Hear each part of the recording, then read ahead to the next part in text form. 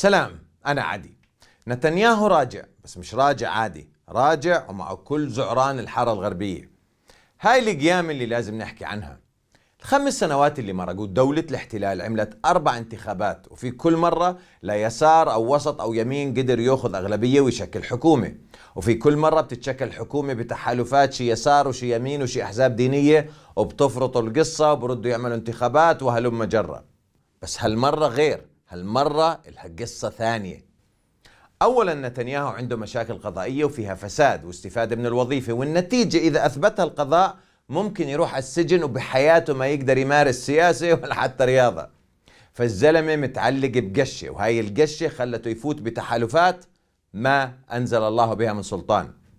نتنياهو تحالف مع أحزاب دينية متطرفة وانضمت لبعض تحت اسم الحزب الصهيوني الديني، واللي فيه ابن غفير وبتسائيل سموتريتش. مين هذول؟ هذول بنادوا بقتل الفلسطينيين والتسفير اللي هو الترانزيت وضم المستوطنات وتغيير سياسة دولة الاحتلال بموضوع القدس، واللي منها السماح لليهود بدخول الأقصى لا والصلاة فيه. يعني جماعة استفزازيين متطرفين من الطراز الرفيع. مثل بسيط كثير هو انه ابن غفير مثلا ارسل هاي الرسالة للقاتل اللي اعدم بدم بارد الشاب الفلسطيني الشهيد عمر مناع، واللي انتشر فيديو اعدامه بكل العالم. شو قال له؟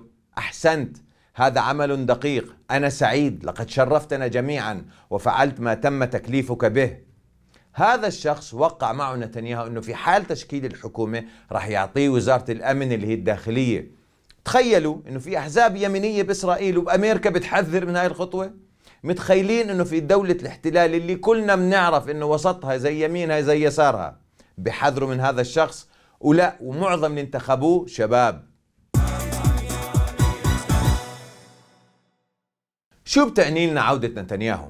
شو بتعني للأردن، واللي بطبيعة الحال بتعني نفس الشيء لفلسطين والقضية كلها؟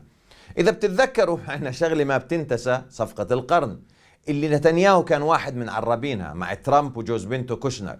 كانت الصفقة عبارة عن بيع رسمي للقضية الفلسطينية مقابل استثمارات وضم مستوطنات والاعتراف بيهودية إسرائيل اللي نتنياهو لليوم بنادي فيها.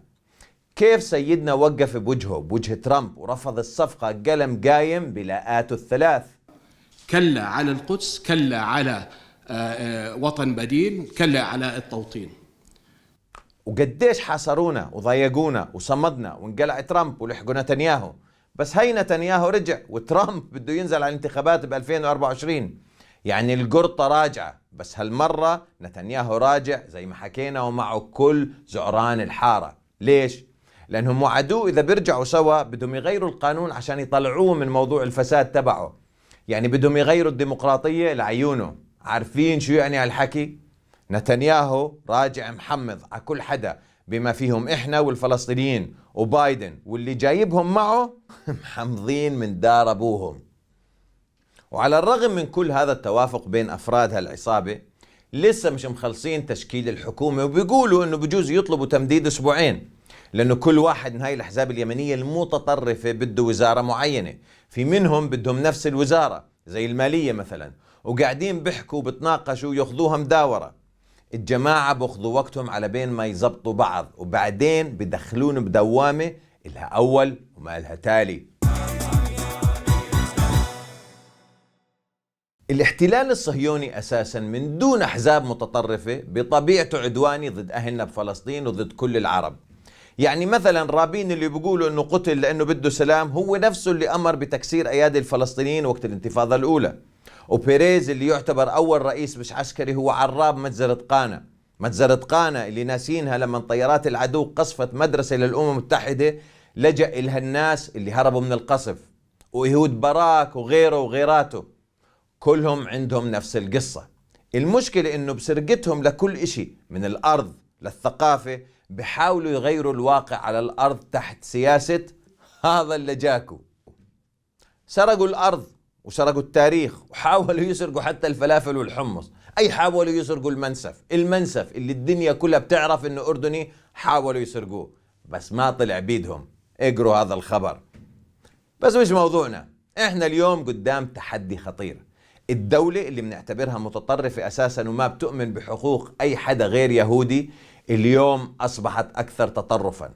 في ناس حتى بيقولوا إنها راح تكون الأكثر تطرفا بالعالم، لأنه أعضائها بينادوا علنية بهذا الحكي ومش مستحيين، وإحنا بلشانين بقصص ما إلها أساس ولا إلها دخل ولا هي مصيرية. أنا ما عم بحكي عن الأردن، أنا بحكي عن العرب كلهم. اسم الحلقة عودة نتنياهو، بس كنت بدي أسميها وأعدوا لهم ما استطعتم. وليش كنت أسميها هيك؟ بصراحة وأنا بكتب الحلقة هاي خطر ببالي اللي صار بمجلس النواب الأسبوع اللي مرق، وكلنا سمعنا أو قرينا قصص إنه بعض النواب زعلانين إنه الرئيس ما استقبلهم أو شيء من هذا القبيل، وإنه متحلفين له، ولما راح الرئيس على المجلس النواب خلوا ما بقوا. النواب أو بعضهم اعترضوا على تعيينات كانوا عارفين عنها بالمناسبة قبل وعندهم أوراق، بس زعلوا طلعوها. أنا بصراحة ما قدرت أحضر ولا أكمل، لأنه ما قدرت أفهم كيف يعني غرب النهر قاعدة بتتشكل أخطر حكومة على وجه الأرض، وأكثر حكومة متطرفة، أكثر حكومة ما بتؤمن بحق الفلسطينيين بدولتهم، ولا بحق الأردن بالوصاية، ولا بتؤمن بحق الأردن بالأردن نفسه. وانتوا قاعدين بتلعبوا علينا شعبويات وصراخ ما إله داعي، وكلنا عارفين إنه الأخبار الجاي هذا أولم لهذا وهذاك أولم ويا دار ما دخلك شر، بس الشر جاي. اطلع على سطح الدار وتطلع غربة بتشوفه، واعدوا لهم ما استطعتم. أقولها مرة ثانية والباقي عندكم.